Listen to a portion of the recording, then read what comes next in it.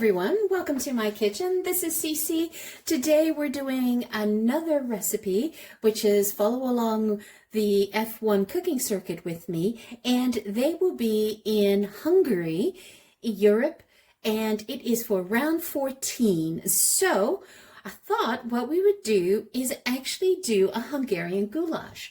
But what was interesting that I learned about this Hungarian goulash is what we call goulash here in North America is actually not goulash, because Hungarian goulash is a beef stew soup-like, whereas the Hungarian goulash that we call, they actually call it portecek. I'll put the word up there, pronouncing it wrong, but I'll put it up there. So there's a distinct difference here. And so what I thought we would do is actually, look at this particular soup. It is definitely something that is going to warm you up as colder weather sort of sinks in. Hard to think about when it's really hot outside, but I thought this would be a great dish to do. And this Hungarian recipe is very much a slow cooked beef soup, and the flavors become bolder and stacks up even the next day, because it sort of needs that time to marinate into it as well. And what's so distinctive about this soup, it's the bright red color, the stew soup type of thing. It's a bright red color, and that's coming from the traditional paprika that they're putting in. And it also has that depth of flavor that comes with it as well. So as I mentioned, goulash is it a stew? Is it a soup? It sort of lies in between the two terms of a soup, like a broth or a stew. The one noticeable difference about this goulash is that the broth is much thinner than what you would think you would get on a traditional stew, right? And it's not thickened with any flour or any cream. We're actually using tomatoes to help thicken the sauce up for us as well. And this is not served over mashed potatoes like we normally have a stew in North America. It's served in a soup bowl. And you cannot have the Hungarian flavors without having something to be totally authentic. Is you've got to add in the caraway seeds. That's something that you definitely want to include in this stew. It's stew. I'm having a hard time. I'll use Rachel Ray's expression. She called it a stoup. So I'm not taking credit for that, but I heard her say that once. So a stoup. So you definitely want to make sure you include the caraway seeds. The other thing is you want to have sweet paprika. You do not want to have smoked or hot paprika. Definitely want to get it on the sweet side. Now, if you can get Hungarian paprika, all the better. I just couldn't get my hands on a Hungarian paprika, but I just got this organic paprika. So you're going to need a 1/4 cup of that. Yes, you heard me correctly. You're going to need a 1/4 cup of the sweet paprika. You're going to need 5 cloves of garlic minced, and this is a teaspoon of caraway seeds. You're going to need 1 bay leaf, and in terms of the meat, I've got some beef, so chuck roast here that are diced, and then what I have is I actually marinated it with half the salt and pepper, and it's been marinating for over an hour. I like to do the marination, and I like to leave it out because I like to get the meat dried up a little bit. Did not marinate it with anything wet, okay? All you want to do is salt and black pepper, and then I just layered it up, and so it's been marinating there. Now, in terms of the vegetables, it's a very simple soup. So what is goulash? So they have found recipes for goulash going back to the 10th century, and it is a very humble dish by shepherds. And what they would do is they would actually take the beef and they would cook it and dry the beef and put it into the stomach of some animal, sheep animal, for example, and take it with them as they went up in the mountains herding their cattle or their sheep. So this is how this particular dish got born. And if you now look at the word goulash, is they're the Hungarian word for goulash. Gulyás means shepherd, and then they added it together, and then they added the meat component to it, like the beef one. So I'll put that up for you guys to see. Just a little back history. Now, so what you have here is that in the 10th century, paprika didn't exist in Hungary. It only came about in the 16th centuries when they really started getting the peppers and making the paprika. So that's something also to keep in mind. So it's from the 16th century. Oh, all right. So let's look at the vegetable components. I have 2 peppers here. So red sweet pepper and an orange sweet pepper as well. Bell pepper, sometimes known. You could use yellow if you wanted to, but I kind of wanted to keep the color tone all very similar. And I got 2 carrots. So I peeled and diced them in chunk sizes. You don't want them too fine because remember, we're going to be stewing this down for about an hour and a half on the stovetop. So you do not want to disintegrate the carrots. And then I've got 2 potatoes that I peeled and diced, and just regular golden potatoes. And I had 1 large onion. So that gave me about a cup and a half of onions. Or you could use, if you have 2 smaller onions, that'll give you about the same amount. And then you've got 2 tomatoes that we're just going to dice in quarters and then put that in. And then for the liquid component, you're going to use some stock, some broth. Now, what I would recommend is you might as well help yourself and just get the beef with red wine already put together. You're going to need 4 cups of this. Now, this over here is about 3.5 cups. And what I'm going to do is I'm going to add in, to up the flavor component, I'm going to add in 1 of these. I'm not diluting it. I'm putting it straight in as the full concentrate. So that's also going to amp up the volume to this dish. So super simple to make. And you know how we typically always want to brown the meat before we get started with beef, with a beef stew, for example? You don't have to do that here at all. This is how simple it is. It's something that you can just throw in a pot, forget, and go do something else. Now, one of the things that I've used here is I'm using the classic beef cut, which is chuck roast. And the reason why I'm using chuck roast is because we're going to be steaming, really stewing this down. And chuck roast is a tougher cut of meat, so it actually can withstand going through the slow braising process. Okay, so we're just going to put in a little bit of oil. And as I mentioned, you do not need to brown the meat before you start on this. What we want to do is we want to add in the onions, and you want to saute these onions down for about 6 minutes. You're looking for it to get some golden brown around the edges. Not burnt, just slightly golden brown. I'm going to add a sprinkle of salt just to help it along. And remember what I said, it's like, this is not like browning the meat. You're just dumping everything into the pot. Just give it a stir. And you just want to make sure any of the meat that's red just be brown. Then just move this around for a few minutes. About 3 minutes or so.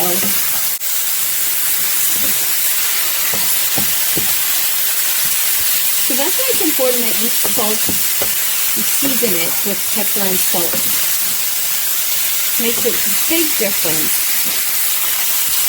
as opposed to salting it now, because that salt and pepper has had time to sort of marinate into the meat. And we're not looking for caramelization of the meat here. We're just looking to brown the meat. Then we're going to add in the peppers. And add in the tomatoes as well.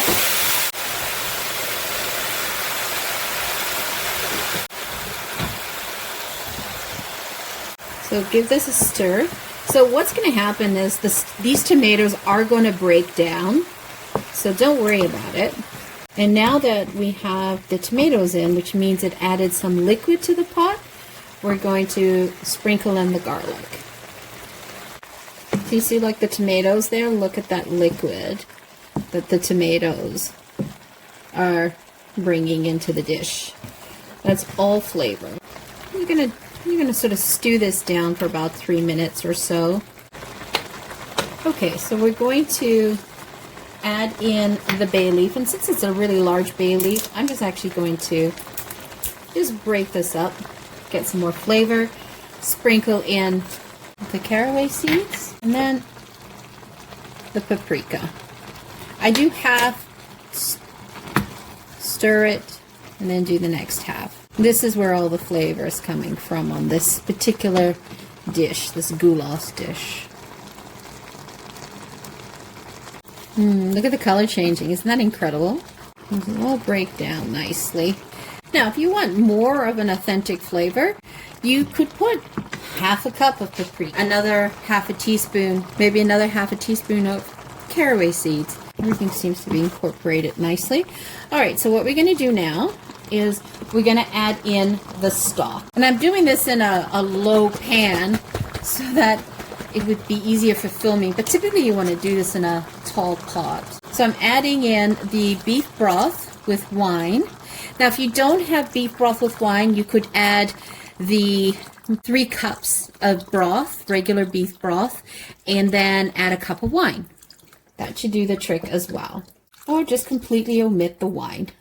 And then what I like to do is this is what gives me more flavor to my dishes. It just is that takes that one step up, and I am putting the concentrate in. I am not diluting it. It's worth doing.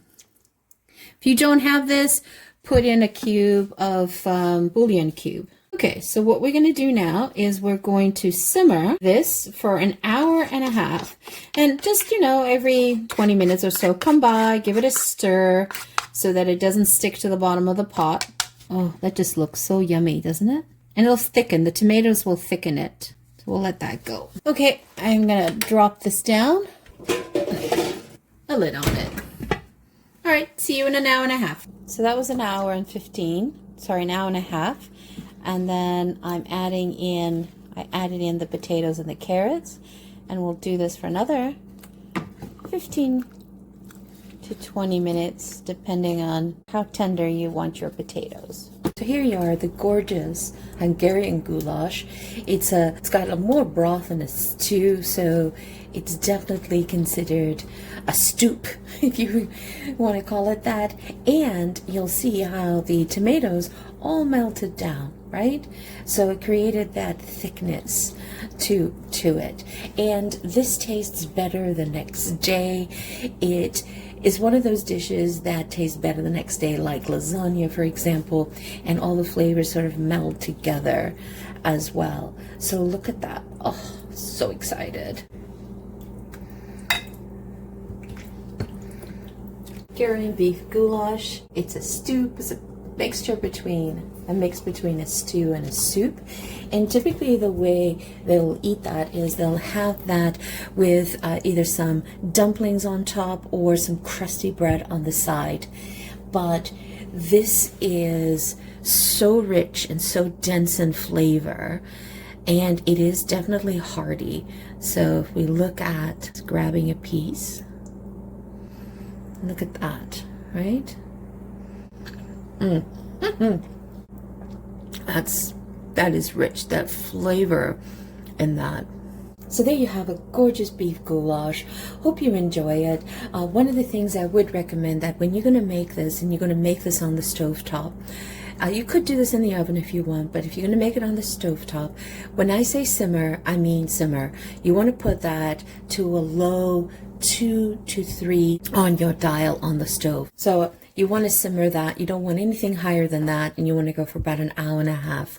It's important that you don't go any fast because you don't want to overcook the beef. So you just want to let that melt in. But this sauce that you see here, the flavor of that sauce is incredible, and it's great with some bread to dunking in as well. This is definitely a hearty dish, and you just need a small amount. And I hope you guys enjoy it. And I was so excited when I watched the Belgian Grand Prix, because we had an amazing race. Oscar Piastri won, but when you watched him, like, it was like watching, you honestly thought you were watching a video game. He was going so fast, and in that circuit, it was incredible. It did have rain, everything was fine, but there was no accidents or anything like that. So Oscar Piastri won. He was absolutely amazing.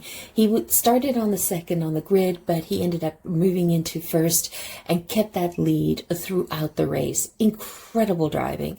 And you had, of course, Ferrari on number 3. So you had Charles Leclerc. Now, what we really need to talk about is what Lewis Hamilton did. It was incredible. He had a really bad weekend in terms of qualifying, and his time was deleted. His qualifying time was deleted, so he ended up at the back of the grid, number 19.